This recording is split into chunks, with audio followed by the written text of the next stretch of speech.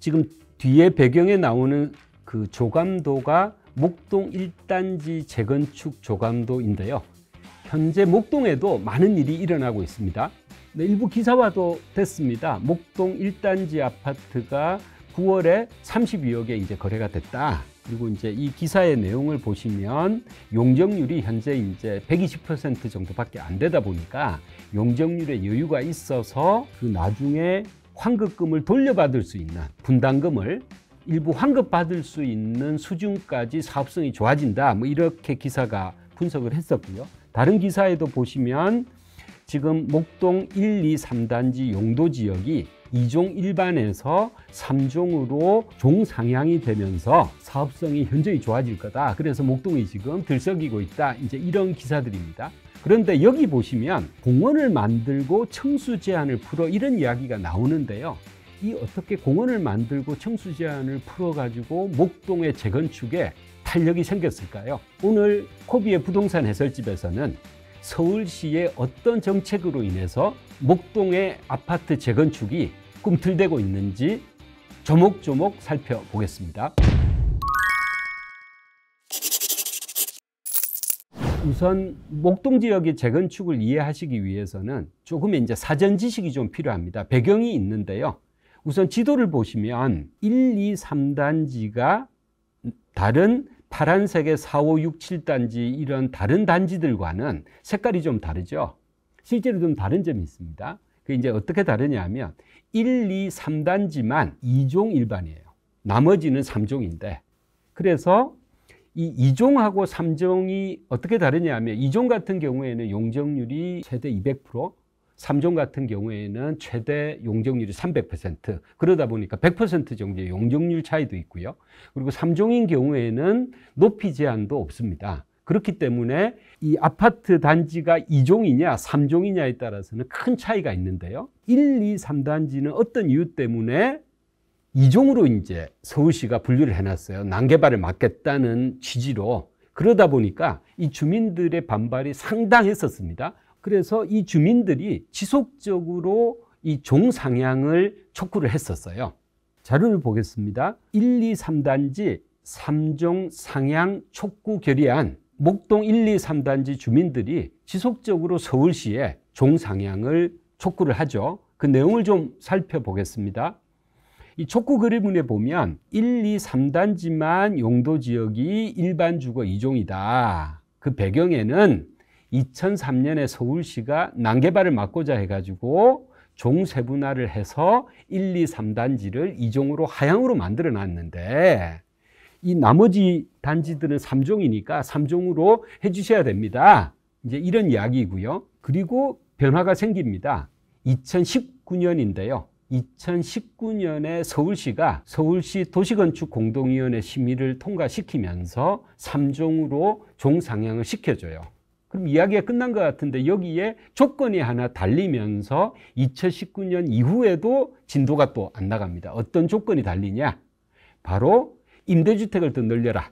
이제 이 부분인데요. 그러다 보니까 주민들이 크게 반발을 합니다. 어떤 이야기냐면 1, 2, 3단지가 임대 비율이 높아지게 돼서 다른 단지에 비해서 임대가 많은 아파트로 낙인이 찍힌다. 그러면 아파트 이미지에도 안 좋고 아파트 가격에도 영향을 미친다. 그러니 절대 받아들일 수가 없다.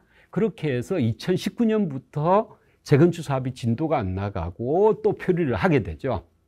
그러다가 최근에 아주 극적으로 드라마틱한 일이 하나 생깁니다. 바로 2종에서 3종으로 종상향을 시키는데요.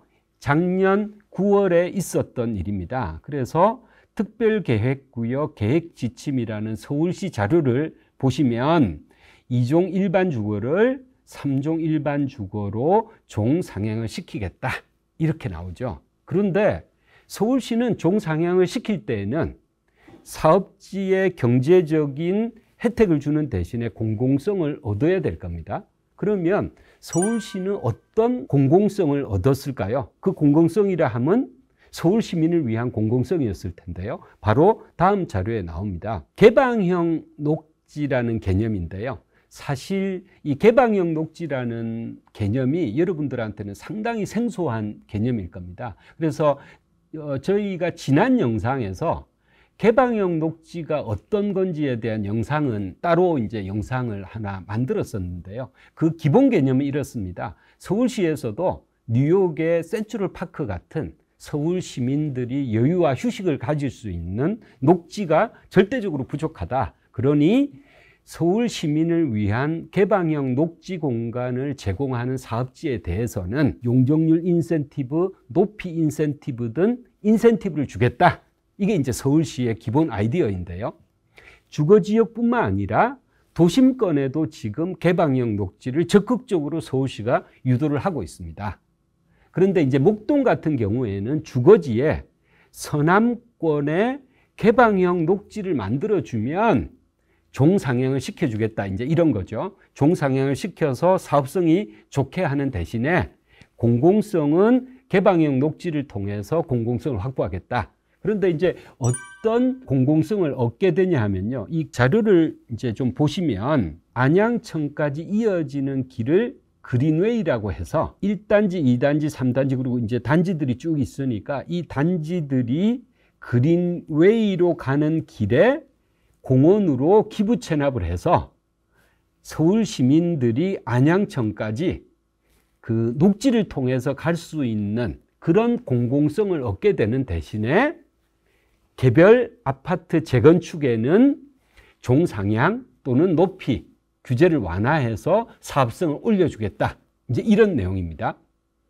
이런 내용 때문에 목동 1, 2, 3단지는 얼마만큼의 사업성이 좋아졌을까요? 바로 용적률이 종상향으로 이제 300%로 용적률이 올랐고 높이도 49층으로 지을 수 있게 됐습니다. 저희가 지난 영상에서 엄마아파트 사례에서 봤듯이 서울시의 높이 규제에 대한 완화도 기존에 있었습니다. 그 완화 때문에 여기도 그 높이에 대한 규제 완화가 적용이 될 수 있는 거고요. 그렇다 보니까 지금 현재는 약 한 1900세대 되는 세대수에서 어느 정도 세대수가 늘어날지 구체적인 계획은 나오지는 않았지만 아마도 상당한 일반 분양 물량이 나올 거고, 그러면 일반 분양 물량에 따른 사업성은 현저히 좋아질 거라는 이제 결론입니다. 오늘 코비의 부동산 해설집에서는 저희의 지속적인 질문, 아파트 가격은 누가 결정하나? 서울시 정책이 어떻게 우리 아파트 가격에 영향을 미치고 있는지,